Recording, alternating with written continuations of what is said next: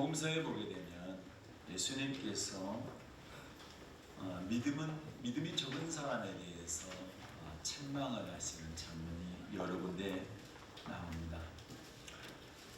믿음이 작은 사람에 대해서 책망했다는 얘기는 믿음이 크기를 원한다. 믿음이 날마다 자라기를 원하시는 분이 우리 주님이십니다.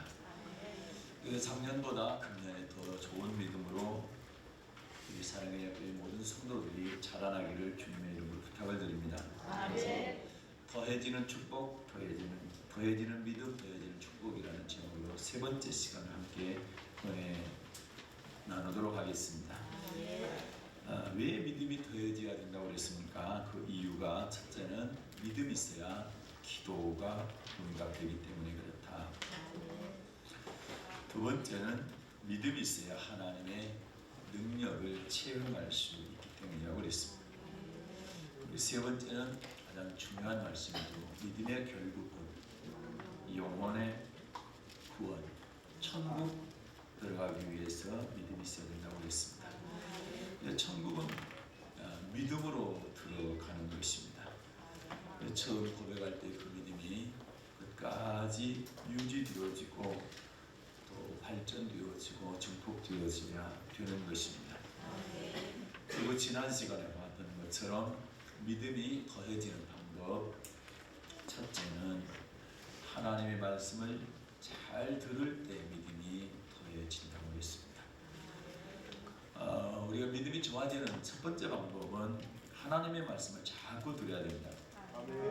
그래서 집중해서 들어야 되는 것이죠. 우리가 사람이 무슨 말을 듣든지 그 들은 말대로 믿음이 생기게 됩니다. 믿음이 생기면 믿음의 행위가 나타나게 되는 것이죠.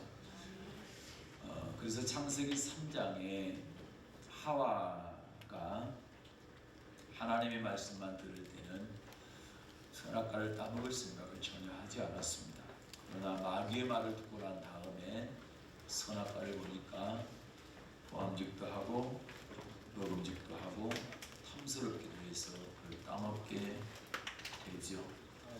마귀의 말을 듣고 그에 대한 믿음이 생겼고 그리고 그에 대한 그 믿음에 대한 행동이 선악과를 따먹게 되는 행동으로 이어지게 되는 것입니다. 그래서 우리가 어떤 말을 누구의 말을 듣느냐에 따라서 우리의 믿음이 생기기 때문에 우리는 하나님의 말씀을 자꾸 들어야 하나님에 대한 믿음이 생깁니다.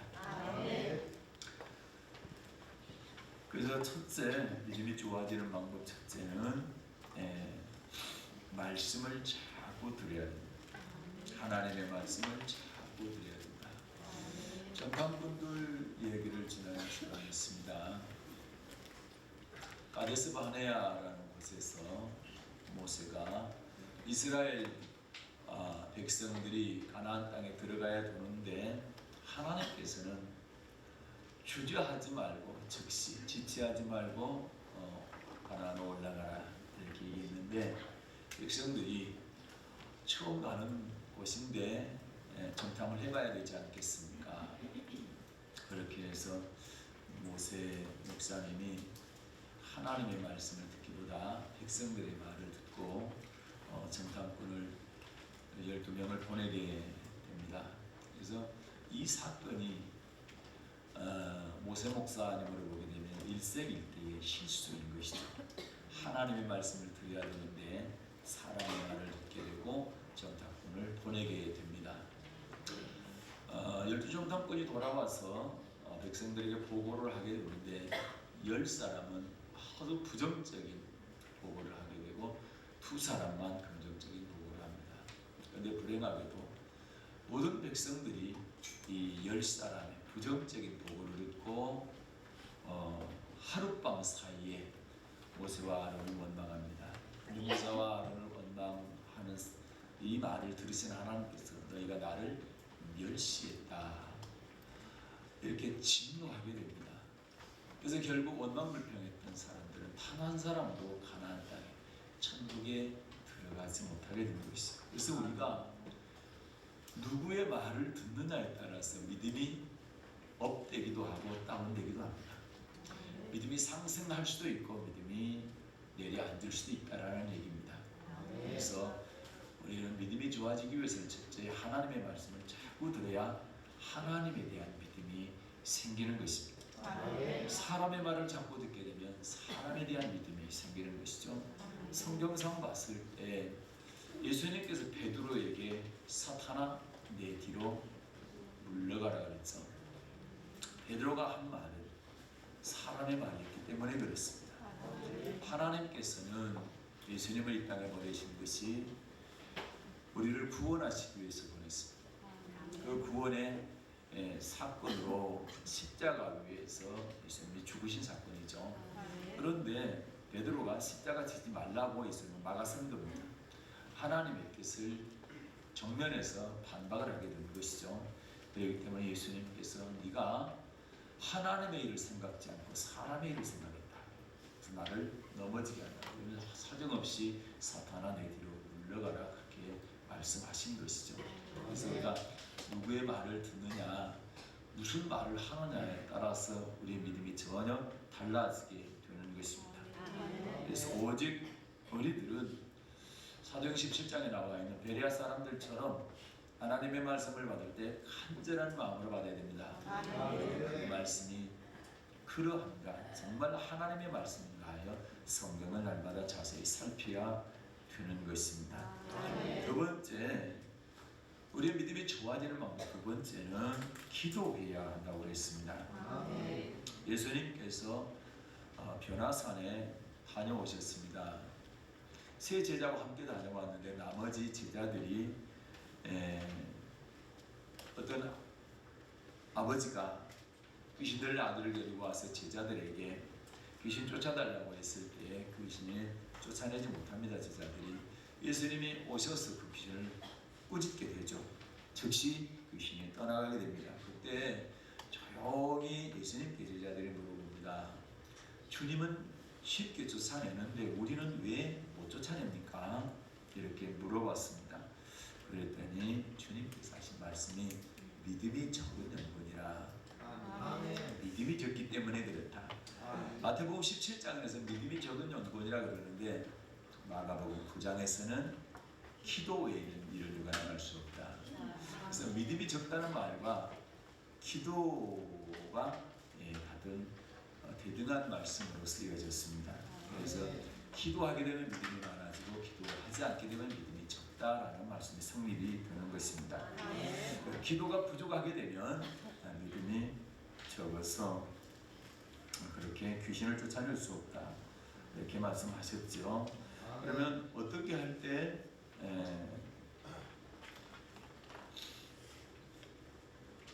우리에게 하나님의 능력, 성령의 권능이 임하느냐 할 때 기도할 때 주시겠다고 누가복음 11장에서 말씀하고 있지요.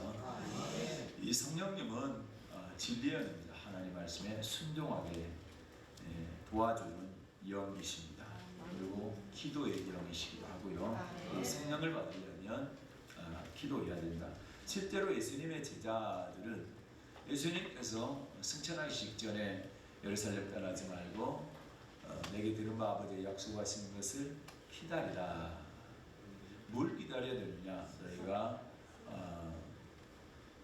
요한의 물세례를 받았지만 며칠 후에는 성령세를 받게 될 것이다. 그래서 예수님께서 요한복음 14장부터 16장까지 성령세례에 대해서 말씀을 하셨어요. 그래서 성령님에 대해서 말씀을 하시고 그 말씀대로 내가 가르친 대로 예루살렘 떠나지 말고 기도해라. 그러면 성령을 세례로 받게 될 것이다. 그래서 그 말씀을 듣고 제자들이 10일 동안 다락방에 모여서 120명이 간절히 기도하게 될 때 열흘 만에 성령이 임하게 됩니다. 그 사건이 사도행전 2장에 나와 있는 오순절 성령 강림 사건인 것입니다. 예수님의 제자들이 성령 받기 전에 예수님과 함께 있을 때 주님과 3년 동안 같이 먹고 마시고 주님의 천국 말씀을 들었습니다. 그런데도 불구하고 예수님이 붙잡히고 환란이 오게 될 때에 예수님을 부인하고 도망가게 됩니다. 그러나 성령을 받은 다음에 예수님이 안 계시고 승천하셔서 하나님 보좌 우편에 앉으셨죠. 그리고 제자들끼리만 남았는데도 불구하고 성령을 받고 나니까 어떤 현상이 일어납니까? 여자아이 앞에서도 예수님을 부인했던 그들이 권세자들 앞에서 예수님의 이름을 시인합니다. 그걸 감옥에 잡혀가고 협박을 당하고 아주 고통을 당하는데도 불구하고 예수 이름을 부르고 복음을 증거합니다. 그러면서 협박하면서 절대로 앞으로 예수 전하지 말라 할 때에 예수님의 제자들이 하는 얘기가 그렇습니다.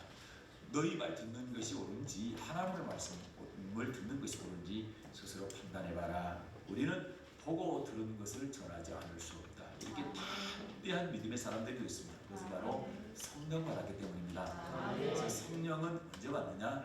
기도할 때 받습니다.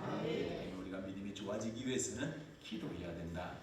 오늘은 세 번째입니다. 믿음이 좋아지는 방법 세 번째, 작은 말씀이라도 순종해야 됩니다. 누가복음입니다. 17장 6절 말씀을 받들어 읽겠습니다.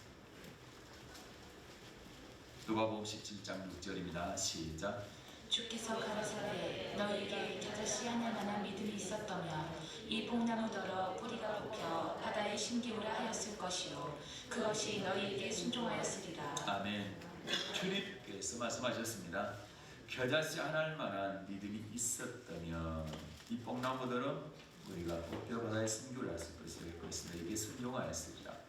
겨자씨 하나만한 믿음을 주님께서 우리 요구를 하십니다. 그러면 겨자씨 할 만한 믿음이란 무슨 말씀일까? 무슨 뜻일까? 겨자씨는 씨 중에서 가장 작은 씨를 의미합니다. 아주 작은 씨라고 그래요. 예수님은 누가복음 8장 11절을 보면 씨를 하나님의 말씀이다 이렇게 말씀하죠. 겨자씨는 그러면 하나님의 말씀 중에서 가장 작은 말씀을 의미하는 비유로 사용하게 된 것이죠. 또 믿음에는 성경은 그렇습니다. 믿음에는 두 가지 믿음, 하나는 죽은 믿음이 있고 또 하나는 산 믿음이 있다 이렇게 말씀합니다. 그럼 어떤 믿음이 죽은 믿음이고 어떤 믿음이 산 믿음이냐라고 할 때 오늘 서신서 읽었습니다. 야고보서 2장 14절부터 17절 보겠습니다. 죽은 믿음, 산 믿음. 어떤 믿음이 죽은 믿음이고 어떤 믿음이 산 믿음입니까? 야고보서 2장 14절부터 17절입니다. 시작. 내 형제들아 만일 사람이 믿음이 있느라 하고 행함이 없으면 무슨 이익이 있으리요 그 믿음이 능히 자기를 구원하겠느냐. 만일 형제나 자매가 헐벗고 일용할 양식이 없는데 너희 중에 누구든지 그에게 이르되 평안히 가라 더욱게 하라 배부르게 하라 하며 그 몸에 쓸 것을 주지 아니하면 무슨 이익이 있으리요. 이와 같이 행함이 없는 믿음은 그 자체가 죽은 것이라. 아멘. 믿음이 있노라 하고 행함이 없으면 그 믿음은 아무 유익이 없기 때문에 행함이 없는 믿음은 그 자체가 죽은 것이다 이렇게 말씀하고 있습니다. 26절입니다. 야고보서 2장 26절 시작. 영혼 없는 몸이 죽은 것 같이 행함이 없는 믿음은 죽은 것이니라. 아멘. 영혼 없는 몸이 죽은 것 같이 몸에서 영혼이 떠나면 그 사람은 죽었다 이렇게 판정을 하고, 영혼 떠난 몸은 어떻습니까? 화장대 가서 태우든지 땅속에다 묻든지 그렇게 하잖아요. 다시 말해 죽었다 이 말입니다. 영혼 없는 몸이 죽은 것 같이 행함이 없는 믿음은 죽은 믿음이다. 다시 이 말을 반대로 얘기하면 행함이 있는 믿음, 행함이 있는 믿음이라는 얘기는 아버지 말씀에 순종하는 믿음을 말합니다. 순종하는 믿음, 행함이 있는 믿음을 산 믿음이다. 행함이 없는 믿음은 죽은 믿음이고 행함이 있는 믿음, 말씀에 순종하는 믿음은 산 믿음이다. 이렇게 이해하면 되겠습니다. 그래서 겨자씨 하나할 만한 믿음이라는 얘기는 어떤 믿음입니까? 행함이 있는 믿음을 말하는데 겨자씨, 아주 작은 하나님의 말씀이라 할지라도 행하는, 순종하는 믿음을 겨자씨 하나할 만한 믿음이다. 이렇게 말씀을 하고 있습니다. 그래서 가장 작은 하나님의 말씀이라 할지라도 그 말씀을 행하게 되면, 순종하게 되면 우리의 믿음이 더해진다, 잘하게 된다, 좋아진다, 이렇게 말씀하고 있습니다. 성경은 창세기부터 계시록까지 하나님의 말씀을 행하라, 지키라, 이렇게 말씀합니다. 지키지 않아도 된다, 이런 말씀은 단 한 군데도 없습니다. 하나님의 말씀은 어떤 건 지키고 어떤 건 안 지켜도 된다, 이런 말씀도 없습니다. 하나님의 말씀은 모든 말씀을 다 지켜야 된다. 창세부터 계시록까지 성경 66권이 전부 그렇게 기록되어 있습니다. 신명기 5장 29절을 보겠습니다. 신명기 5장 29절입니다. 성경은 우리에게 복을 주시겠다 약속을 하셨는데 어떤 사람에게 복을 주시는가? 신명기 5장 29절입니다. 시작. 다만 그들이 항상 이 같은 마음을 품어 나를 경외하며 나의 모든 명령을 지켜서 그들과 그 자손이 영원히 복받기를 원하노라. 아멘. 다만 그들이 항상 이 같은 마음을 품어 나를 경외하며, 그 위의 말씀을 쭉 보게 되면 출애굽기 20장에서 하나님께서 이스라엘 백성들에게 십계명을 주는 장면이 나오죠. 그 십계명에 대해서 신명기 5장에서 다시 말씀을 하고 있어요. 더 자세히 말씀을 하죠. 그런데 그 십계명을 주실 때 하나님께서 아주 평안한 마음을 주신 것이 아니라 이스라엘 백성들에게 천둥, 번개, 연기, 이런 가운데서, 불꽃 가운데서 말씀을 주셨습니다. 그 말씀을 들을 때 이스라엘 백성들이 얼마나 두려웠는지 오줌을 발발 쌌습니다. 성경은 오줌 쌌단 말을 하는데 얼마나 두려워했는지 아마 그랬을 것 같아요. 그만큼 두려운 마음으로 하나님의 말씀을 받았습니다. 그러니까 모세에게 부탁을 합니다. 모세 목사님한테 부탁하기를, 두 번 다시 하나님께서 우리에게 저렇게 두렵게 말씀을 주시며 우리는 한 사람도 살지 못하고 다 죽을 것 같습니다. 그러니까 목사님이 하나님과 아주 가까우니까 목사님이 대신 말씀 받아가지고 우리에게 전해주시면 목사님이 하신 말씀이 하나님께서 주신 말씀인 줄 알고 우리가 잘 지키겠습니다. 이렇게 모세 목사님한테 얘기를 했더니 그 얘기를 하나님께서 들으신 거예요. 그러면서 그들의 말이 옳다. 그러나 오늘 말씀처럼 다만 그들이 항상 이 같은 마음을 품으라고 그래라. 어떤 마음? 하나님의 말씀 받을 때 두렵고 떨리는 마음을 받아서 하나님을 경외해라. 그러면서 나의 모든 명령을 어떻게 하래요? 지켜서. 하나님의 모든 명령, 하나님의 명령 가운데 부분적인 명령이 아닙니다. 하나님의 모든 명령입니다. 하나님의 모든 말씀을 지켜서, 그래서 그 자손이 영원히 뭐 받기를요? 복 받기를 원하노라. 모든 명령을 지켜서 그와 그 자손이 영원토록 복 받기를 원한다. 이렇게 말씀을 하셨습니다. 33절도 보겠습니다. 신명기 5장 33절 시작. 너희 하나님 여호와께서 너희에게 명하신 모든 도를 행하라. 그리하면 너희가 삶을 얻고 복을 얻어서 너희의 얻은 땅에서 너희의 날이 장구하리라. 아멘. 너희 하나님 여호와께서 너희에게 명하신 모든 도를, 모든 도, 하나님의 말씀이죠. 뭐하라? 행하라. 하나님께서 명하신 모든 하나님의 말씀을 행하랍니다. 지키랍니다. 그리하면, 지키면, 행하면 너희가 삶을 얻고 생명을 얻고 복을 얻고, 그리고 너희가 얻은 땅에서 너희의 날이 장구하리라. 영원한 생명을 얻는다는 얘기입니다. 천국 들어간다는 얘기입니다. 이 땅에서도 복을 받고 천국에 들어가게 될 것이다.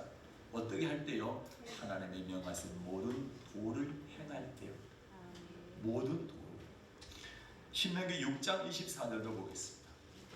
신명기 6장 24절 시작. 여호와께서 우리에게 이 모든 규례를 지키라 명하셨으니 이는 우리로 우리 하나님 여호와를 경외하여 항상 복을 누리게 하기 위하심이며 또 여호와께서 우리로 오늘날과 같이 생활하게 하려 하심이라. 아멘. 여호와께서 우리에게 이 모든 규례를 뭐하라고 하셨습니까? 지키라 명하셨습니다. 지키라 명하셨습니다. 지키지 않아도 된다, 행하지 않아도 된다, 이런 말씀이 성경에 없습니다. 하나님은 지키라 명하셨습니다. 그런데 자꾸만 사람들이 지킬 수 없다, 어떻게 다 지키냐, 근데 하나님은 다 지키라 하셨거든요. 근데 신명기 30장 보면 그건 어려운 게 아니다, 먼 것도 아니고 어려운 것도 아니다, 내 입에 있고 내 마음에 있으니 네가 이를 행할 수 있느니라, 그렇게 말씀합니다. 하나님은 지키라 명하셨고 지킬 수 있다 하는데 자꾸만 사람들이 못 지킨다, 지킬 수 없다, 이렇게 얘기하는 겁니다. 사람 말이 맞을까요? 하나님 말씀이 맞을까요? 그렇습니다. 하나님 말씀이 맞습니다. 하나님의 자녀는 하나님의 말씀을 듣고 사는 사람이 하나님의 자녀입니다. 네. 만약에 사람의 말을 듣는다면 사람의 자녀겠죠. 하나님의 자녀는 아니겠죠. 그렇다고 육신적으로는 사람의 자녀 맞습니다. 그러나 우리 영적으로는 하나님의 자녀가 맞잖아요. 그러면 하나님의 말씀을 듣고 살아야 되지 않겠습니까? 이 모든 규례를 지키라 명하셨으니 이는 그 이유는, 모든 규례를 지키라 명하신 이유가 뭐냐, 이는 우리로 우리 하나님 여호와를 경외하여 항상 뭘 누리게요? 하나님 말씀을, 모든 명령을 지키라 하신 것은 우리에게 괴로움 주기 위한 것이 아니다, 고통 주기 위한 것이 아니다, 항상 복을 누리게 하게 하는 것이라는 것이죠. 또 여호와께서 우리로 오늘날과 같이 생활하게 하는 것. 우리는 하나님을 믿는 우리의 생활은 어떤 생활이 되어야 되느냐? 그분의 모든 규례를 지키는 생활이 되어야 된다. 그것이 바로 하나님을 경외하는 것입니다. 하나님을 경외하는 삶이 뭐냐? 그분의 말씀을 지키는 것입니다. 그것이 하나님을 경외하는 거죠. 하나님을 경외하는 사람이 하나님 약속하셨습니다. 항상 복을 누리게 해주겠다. 그래서 만약에 내가 하나님께 복을 받지 못한다고 한다면 내가 하나님을 경외하고 있는지, 그분께서 지키라고 하는 모든 규례와 명령들에 대해서 안 지키고 있는가, 나를 돌아봐야 되는 것입니다. 신명기 8장 1절로 보겠습니다. 신명기 8장 1절입니다. 받들어 읽겠습니다. 시작. 내가 오늘날 명하는 모든 명령을 너희는 지켜 행하라. 그리하면 너희가 살고 번성하고 여호와께서 너희 열조에게 맹세하신 땅에 들어가서 그것을 얻으리라. 아멘. 내가 오늘날 명하는 모든 명령입니다. 내가 오늘날 명하는 모든 명령입니다. 하나님은 일부만 지키라 그러지 않으셨습니다. 모든 명령을 지키라는 겁니다. 모든 명령을 너희는 지켜 행하라. 그리하면, 모든 명령을 지켜 행하면 너희가 죽습니까? 삽니까? 살고, 그 다음에 저주가 임합니까? 번성합니까? 번성하게 된다. 잘 되게 된다는 얘기죠. 복을 받는다는 얘기입니다. 그럴 뿐만 아니라 열족의 맹세한 땅에 들어가 그것을 얻는다. 말씀하셔서 가나안 땅, 천국에 들어갈 수 있다라는 얘기입니다. 그래서 우리는, 여러분과 저는 어찌하든지 그분의 모든 명령, 그분께서 하신 모든 말씀을 지켜 행해야 되는 것입니다. 그렇게 할 때 살고 번성하고 복을 받고, 그리고 가나안 땅 천국에 들어가는 것입니다. 하나님께서 명하신 명령을 일부만 지켜도 괜찮다 이렇게 말씀하지 않았습니다. 모든 명령을 지켜야 가라 이렇게 말씀하고 있습니다. 신약 성경도 마찬가지입니다. 예수님께서는 율법을 폐하러 오시지 않으셨다, 오히려 완전케 하러 오셨다 이렇게 말씀합니다. 마태복음 5장 17절 말씀입니다. 마태복음 5장 17절입니다. 받들어 읽겠습니다. 시작. 내가 율법이나 선지자나 폐하러 온 줄로 생각지 말라. 폐하러 온 것이 아니요 완전케 하려 함이로라. 아멘. 율법이나 선지자나 폐하려 온 것을 생각지 말아라. 폐하려 온 것이 아니고 완전히 따라왔다. 혹자는 율법 폐했기 때문에 지키지 않아도 된다. 오히려 율법 지키는 사람은 율법주의자다. 이렇게 얘기하는 사람이 혹 있습니다. 그러나 예수님께서 친히 말씀하신 말씀에 내가 율법이나 선지자나 폐하러 온 줄로 생각지 말라. 오히려 완전케 하러 왔다. 이렇게 말씀합니다. 만약에 율법 폐했다고 얘기한다면 예수님의 말씀을 하나님의 말씀을 정면에서 반박하는 겁니다. 하나님 예수님의 말씀이 틀리고 내 말이 맞다고 얘기한다고 한다면 내가 예수님 자리에 올라가는 정말 큰 죄를 짓는 것 아니겠습니까? 그래서 예수님께서 율법 선지자 폐하러 오지 않았다고 한다면 폐하지 않은 겁니다. 오히려 완전케 하러 오셨다는 말씀입니다. 또한 계명 중에 지극히 작은 것 하나라도 버리고 그리고 그 사람을 가르치는 사람이 있다고 한다면 이 사람은 천국에 들어간다 할지라도 지극히 작은 자라 일컬음을 받게 될 것이고 계명 중에 지극히 작은 것 하나라도 버려서는 절대로 안 된다 이렇게 말씀하고 있습니다. 마태복음 5장 19절 말씀입니다. 시작. 그러므로 누구든지 이 계명 중에 지극히 작은 것 하나라도 버리고 또 그같이 사람을 가르치는 자는 천국에서 지극히 작다 일컬음을 받을 것이요 누구든지 이를 행하며 가르치는 자는 천국에서 크다 일컬음을 받으리라. 아멘. 지극히 계명 중에서 지극히 작은 것 하나라도 버리고 또 그같이 사람을 가르치는 자는 천국에 들어갔다 할지라도 지극히 작다 일컬음을 받게 될 것이다. 누구든지 이를 행하며 가르치는 자는 천국에서 크다 일컬음. 천국에서 큰 자가 어떤 자냐? 하나님의 계명은 지키고 가르치는 자입니다. 지키며 가르치는 자입니다. 작은 말씀이라도 할지라도 지극히 작은 계명이라 할지라도 그걸 지키며 가르치는 자는 천국에서 크다 일컬음을 받는다. 그런데 만약에 여러분 큰 계명, 사망에 이르는 계명, 이런 계명을 지키지 않는다 할지 어찌 되겠습니까? 지극히 작은 계명 하나를 버리고 그 사람을 가르치는 자는 천국에 들어간다 할지라도 지극히 작다 일컬음을 받는다 했는데요. 우리 이런 말씀을 통해서 내 스스로를 돌아봐야 될 줄을 믿습니다. 지극히 작은 계명이라고 무시하지 않는가? 하나님의 계명, 내가 알고 있는 그런 신학적인 어떤 교리 때문에 지킬 수 없다, 안 지켜도 된다고 안일하게 생각하고 있지는 않는가 돌아봐야 될 줄을 믿습니다. 그래서 이는 하나님의 말씀은 어느 것 하나라도 절대로 버려서는 안 된다. 예수님은 승천하시면서도 이렇게 말씀하셨습니다. 마태복음 28장입니다.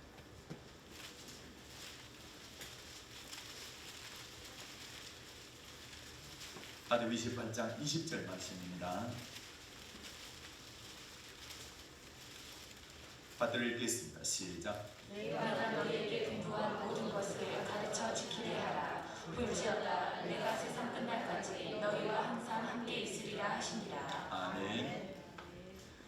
너희는 가서 모든 족속으로 제자를 삼아라. 그리고 성부와 성자와 성령의 이름으로 세례주라. 세례 주는 데까지 끝난 게 아니라 세례 주고 난 다음에 어떻게 하느냐? 내가 너희에게 분부한 모든 것을 주님께서 제자들에게 가르친 모든 말씀들을 다 그래요. 가르치고 지켜 행하게 하는 겁니다. 그걸 가르칠 뿐만 아니라 지켜 행하기까지 하라는 겁니다. 그래서 기독교의 하나님의 말씀은 듣는 데 끝나는 것이 아니라 지켜 행하는 데까지 나아가야 됩니다. 하나님께서 그걸 요구하십니다. 귀로 듣는 데 끝나지 말고 들은 그 말씀을 지켜 행하라. 그렇게 말씀합니다. 어떤 말씀은 지키고 어떤 말씀은 지키지 말라. 그렇게 말씀하지 않았습니다. 분부한 모든 말씀을 다 지키라고 말씀을 하셨습니다. 예수님께서 분부한 모든 말씀들을 가르쳐 지키게 하라. 이렇게 제자들에게 명령하시고 승천하셨습니다. 요한계시록에 보면 이런 말씀이 있습니다. 요한계시록 22장 18절과 19절 말씀입니다.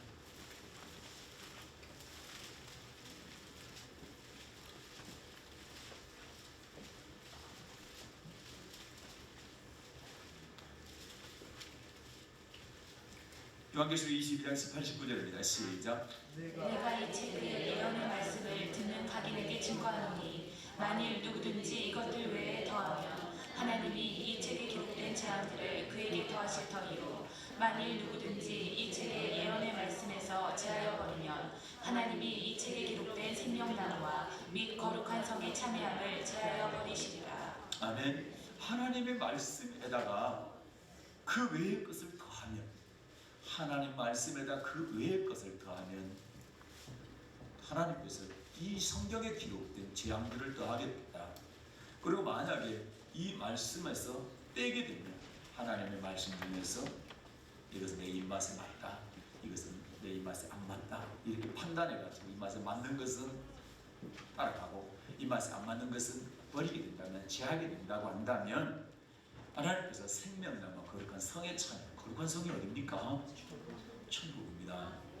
새 예루살렘, 천국을 말하는데 천국에 들어가는 것을 제한다는 얘기니까 지옥 보내겠다는 얘기입니다. 얼마나 두려운 말씀입니까? 그래서 우리는 하나님의 말씀은 절대 더해도 안 되고 하나님의 말씀에서 빼도 안 된다. 하나님의 말씀은 그대로입니다. 그대로 드려야 되고 그대로 봐야 되고 그대로 순종해야 됩니다. 이것은 철칙입니다. 그래서 우리는 어떤 하나님의 말씀도 결코 아무리 작은 말씀이 아니더라도 소홀히 여겨서는 안 된다. 소홀히 여겨서는 안 된다. 모든 말씀은 다 똑같이 귀하게 여겨야 될 줄로 믿습니다. 귀하게 여긴다는 얘기는 그 말씀을 듣고 잘 지키는 사람을 말하는 것입니다. 신명기 30장 6절에 보게 되면, 잠깐 보겠습니다. 신명기 30장 6절입니다. 하나님께서는 우리 마음과 우리 자손의 마음에 할례를 베푸사 하나님을 사랑하게 해주시겠다, 이렇게 약속하셨습니다. 신명기 30장 6절입니다. 시작. 내 하나님 여호와께서 내 마음과 내 자손의 마음에 할례를 베푸사 너로 마음을 다하며 성품을 다하여 내 하나님 여호와를 사랑하게 하사 너로 생명을 얻게 하실 것이며. 아멘. 하나님을 사랑하는 마음을 하나님께서 주시겠다고 말씀하시죠. 근데 언제 주시겠다는 겁니까? 언제 주시느냐? 하나님을 사랑하는 마음. 성경 전체의 핵심이 뭡니까? 하나님 사랑, 이웃 사랑입니다. 그런데 그 사랑하는 마음을 언제 주시느냐? 신명기 30장 2절입니다. 시작. 너와 내 자손이 내 하나님 여호와께로 돌아와 내가 오늘날 내게 명한 것을 온전히 따라서 마음을 다하고 성품을 다하여 여호와의 말씀을 순종하면. 아멘. 뭐 하면? 그래요. 마음을 다하고 성품을 다해서 여호와의 말씀을 순종하게 될 때에 우리 후손의 마음에 할례를 베푸사 하나님을 사랑하는 마음을 계속 보여주다. 그래서 말씀에 순종하게 되면 계속 하나님을 사랑하는 마음을 보여주기 때문에 더 하나님을 뜨겁게 사랑하게 된다, 이 말입니다. 그런데 우리는 자꾸만 날 하나님 사랑합니다, 사랑합니다 하면서 불순종한다 그러면 사랑한 마음 주님께서 안 주시면 돼요. 그런데 나는 사랑한다 거짓말하는 겁니다. 하나님의 말씀을 성품을 다하고 뜻을 다하고 마음을 다해서 순종하게 될 때 하나님은 하나님을 사랑하는 마음을 계속 부어주시다. 할렐루야. 그래서 성경에 봤을 때 비록 작은 말씀처럼 여기지만 절대로 여러분 소홀히 여기지 맙시다. 작은 말씀이라 할지라도 그 말씀에 순종할 때 우리의 믿음은 자꾸 좋아지는 것입니다.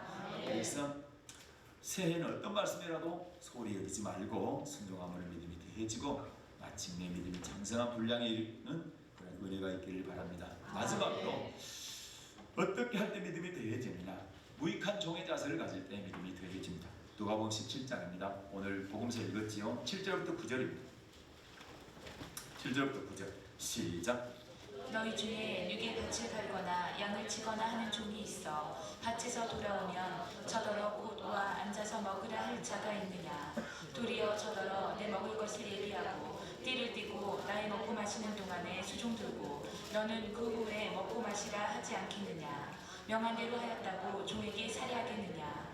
이와 같이 너희도 명령받은 것을 다 행한 후에 이르기를 우리는 무익한 종이라 우리의 하여야 할 일을 한 것뿐이라 할지니라. 아멘.